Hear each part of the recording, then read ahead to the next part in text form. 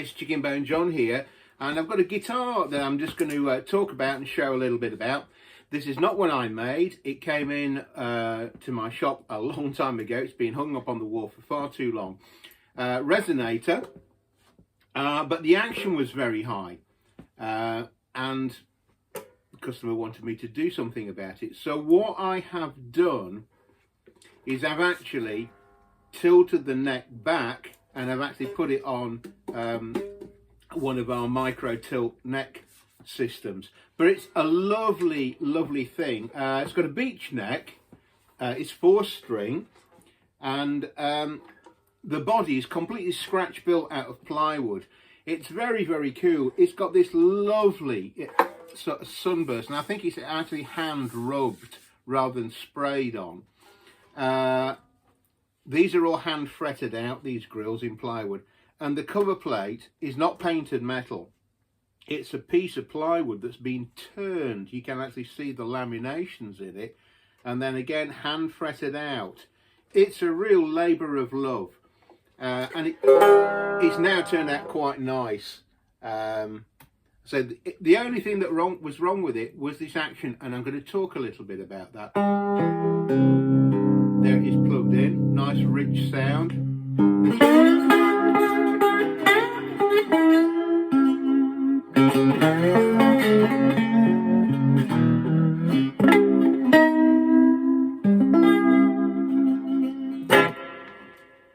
So as I say, nothing wrong with the guitar itself, it was just the action.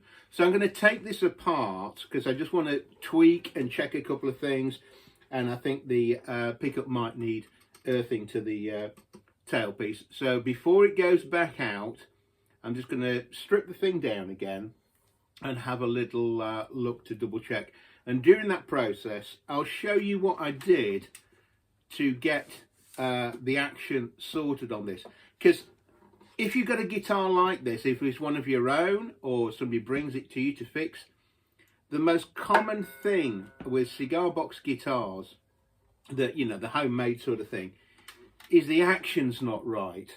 Sometimes things like, you know, we've dressed the fret ends, which is, but I think that's probably, might have just been time, you know, the fretboard shrinks a bit, the ends of the frets sprout a little bit and become a bit raggedy. Generally the neck was absolutely fine, straight, plays nice. But quite often the action's a problem, and it's way too high. These resonators can be really tricky because there's not much you can do to the bridge and this system easily to get the action sorted out if it's way out. Okay, let's put it on the bench and I'll see if I can talk you through this. I've taken the strings off. Now, if you can see, this is the neck coming in, and there's a little gap.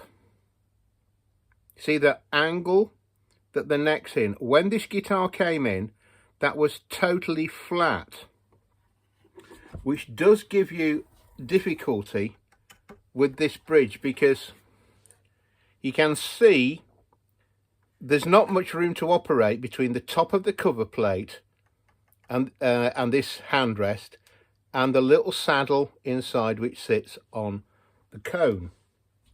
So you've got very limited room here to get this angle sorted. You know, you can trim that saddle down, but then you risk hitting your cover plate.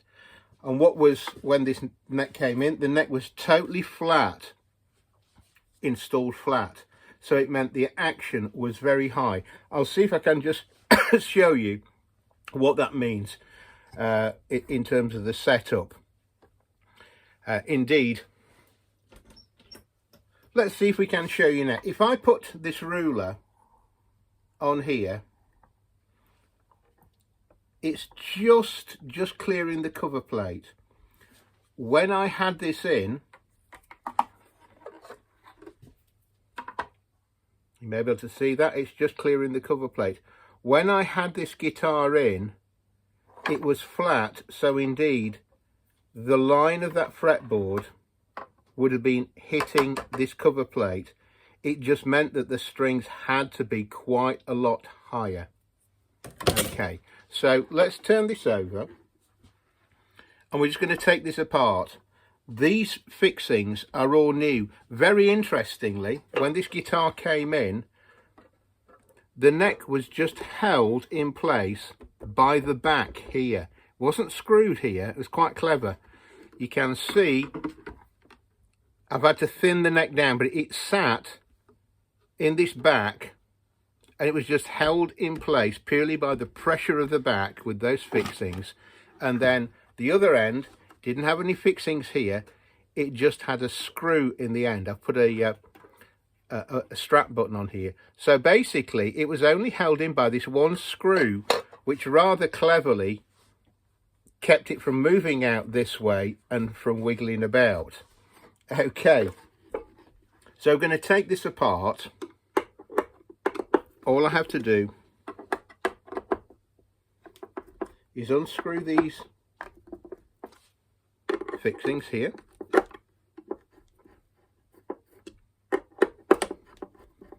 We've just got 4. These are like regular, ordinary electric guitar neck fixings.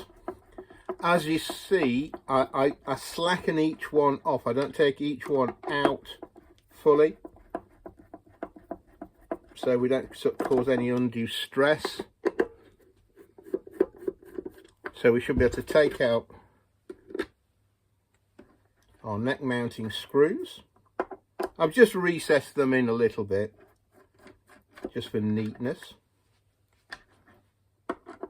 I'm using a sharp force and a bit, it meant I didn't chip the paint finish. Now that neck is pretty free to move now.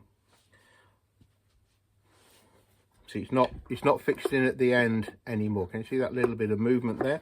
So if I take the back off now, I think I still need my big screwdriver, so I'll do that.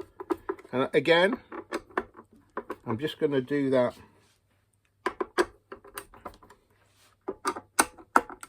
take the main stress off it, and then, because this back has now become stressed due to the way the neck's fixed into the back of it, so it does need a good positive fixing onto the rest of the body of the guitar. It's sort of flipped up the way you'd normally make a cigar box guitar, you know, with the smaller top on the top, as it were.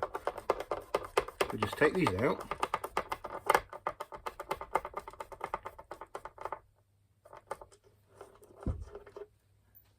And that should come out. Now here's my neck.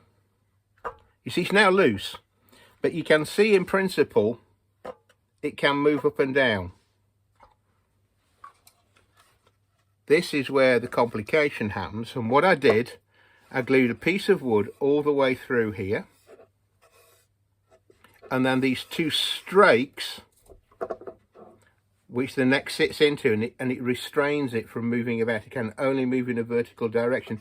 And you can see I've got this grub screw in the middle here, which is out a long way, because I did need to tilt this quite a long way. So the way it assembles is sort of like that. And if you can see that can move up and down in this channel that we've created here. So that's the tilt mechanism, and it's fixed back in place by those. So that's what I had to do. Relatively simple in principle. It's a little bit fiddly. This was a bit of a mess, because you can see it's a 1 piece of beech, but it finishes here, and they had this extension glued on, but you can see it's very thin, incredibly thin here where it hits this other piece, and it's had another sort of stack put on here to make this heel. So all this section, that's new, that next thing. I had to tidy this up, but it had become chewed about so much to ensure that it cleared all this stuff inside. You know, it's got see, that slots in quite neat, the way that slots in there. But when it came to me, that was in totally flat. So if I hold it like that, you can see with this ruler, it's actually hitting the pickup at that point, that line. And so the strings would have been up about here. So what we needed to do, you see, is tilt the neck in like that. So that's how we do it. The little penny is set in there that's a pusher. That's where the push point of this adjuster screw comes in. And that's about it, really. The one thing I think I might just want to do is I think I'll put an earth on from my pickup to this contact point here, so the strings are earthed. But then it's a very simple matter of it going back together. That just slots in there. This will, you know, the neck will sit in here. We'll just have to engage that in there. And then that, once that's all fixed down, the neck can't move because it's been pushed that way up by that adjuster screw and then been pulled back and held in place by these. So as I say, this is, it always has been a sort of stressed member of it, really, because that did hold the neck captive. So that's it. As I say, the great thing, because it wasn't glued in and it was actually installed in rather a clever manner by slotting this in and just the pressure of the back holding it in, no screws into the neck here and just one on the end, it was a very clever and efficient way of doing it. So to get the neck angle altered, it was a pain because of the amount of work I had to do on that neck stick. But apart from that, it's a really neat guitar. Looks lovely, as you can hear. It sounds great too. I don't know who made this, but I believe that the chap who built this has now passed away, sadly, which is a shame, because it's, as I say, it's a lovely looking piece of kit, sounds great, innovative way of making it. So hats off to whoever made this. It is a great piece. I love it. Okay, I hope that's been of some use. You know, most cigar box guitars, providing the neck's not being glued in and the body's not being glued shut, you can improve them. Okay, bye for now. Thanks for watching.